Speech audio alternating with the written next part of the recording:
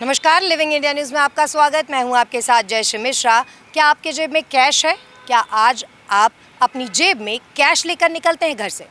आमतौर पर ऐसा नहीं होता है क्योंकि आज के समय में ऑनलाइन पेमेंट सभी के द्वारा किया जा रहा है। गूगल पे की बात करें या फिर यूपीआई, सभी लोग इसका इस्तेमाल कर छोटी से छोटी चीज़ भी खरीद लेते हैं। यानी आज के समय में आपका स्मार्टफोन आपका बैंक बन चुका है और इसकी सुरक्षा भी बेहद ज़रूरी हो चुकी है। तो अपने स्मार्टफोन की सुरक्षा आप किस तरह से कर सकते हैं, इस खास रिपोर्ट में आपको ये बताएंगे और ये भी बताएंगे कि अगर आप ऑनलाइन फ्रॉड का शिकार हो रहे हैं तो इसे कैसे रोका जा सकता है।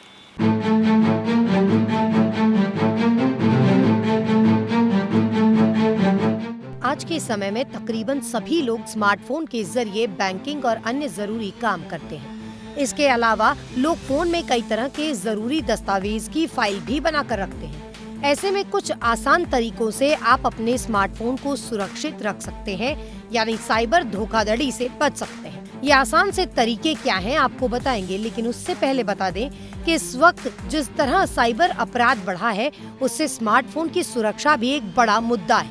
अक्सर देखा गया है कि जालसाज स्पैम लिंक, वायरस या हैकिंग की मदद से फोन को नुकसान पहुंचाते हैं। बैंक खाते, नेट बैंकिंग अकाउंट संबंधी कई गोपनीय जानकारियां हासिल कर लेते हैं। हालांकि कई सारी फोन कंपनियां अब बेहतरीन सुरक्षा के साथ स्मार्टफोन बाजार में ला रही हैं, लेकिन कुछ स्मार्टफोन बहुत महंगे हैं। लेकिन आज के समय में फोन को जालसाजों से सुरक्षित रखना चुनौती के साथ जरूरी भी बन गया है। इसलिए आज हम आपको कुछ आसान से तरीके बताएंगे जिनके इस्तेमाल से आप खुद को ऑनलाइन फ्रॉड और अपने फोन में मौजूद गोपनीय जानकारियों को सुरक्षित रख सकें। स्मार्टफोन को हमेशा रखें लॉक।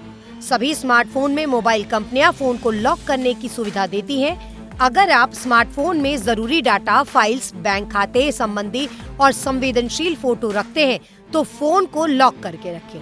आज के समय में मोबाइल कंपनी पिन, पैटर्न और फिंगरप्रिंट जैसी सुविधा दे रही है। नंबर लॉक लगाने के साथ ही नंबरों को जटिल रखें। ऐसे में यदि फोन खो भी जाता है तो आपका डाटा सुरक्षित होगा। बदलते रहें पासवर्ड। कई बार ऐसा होता है कि लोग लंबे समय तक एक ही पासवर्ड का इस्तेमाल करते हैं, जबकि इससे बचना चाहिए। समय समय पर पासवर्ड जरूर बदलें। पासवर्ड बदलते रहने से स्मार्टफोन के हैक होने का खतरा कम होता है। पासवर्ड में हमेशा अपर और लोअर कैरेक्टर के साथ नंबर और स्पेशल कैरेक्टर्स का भी इस्तेमाल करें, जैसे हैशटैग, !, $, स्पेशल कैरेक्टर्स का इस्तेमाल करें। इसके अलावा जब भी किसी ऐप पर अपना यूजर नेम और पासवर्ड सेव करें तो पहले उसके दिशा निर्देश ध्यान से पढ़ें। कई बार यह जानकारी थर्ड पार्टी को उपलब्ध करा दी जाती है। एंटीवायरस सॉफ्टवेयर करेगा मदद। अक्सर ऑनलाइन ठगी के मामलों में देखा गया है कि हैकर्स या जालसाज फोन में मैलवेयर या स्पैम लिंक भेजते हैं। इसमें पब्लिक वाईफाई को इस्तेमाल में लाना सबसे बड़ा कारण रहा है।